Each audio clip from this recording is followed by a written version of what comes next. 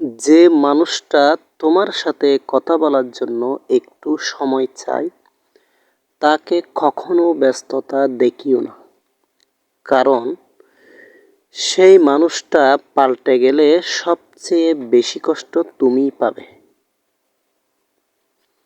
যে মানুষটা তোমার সাথে কথা বলার জন্য একটু সময় চায়, তাকে কখনো ব্যস্ততা দেখিও না, কারণ সেই মানুষটা পাল্টে গেলে সবচেয়ে বেশি কষ্ট তুমিই পাবে।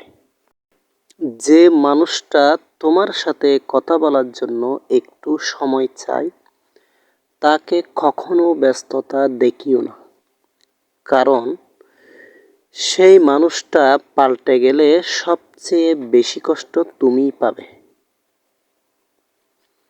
যে মানুষটা তোমার সাথে কথা বলার জন্য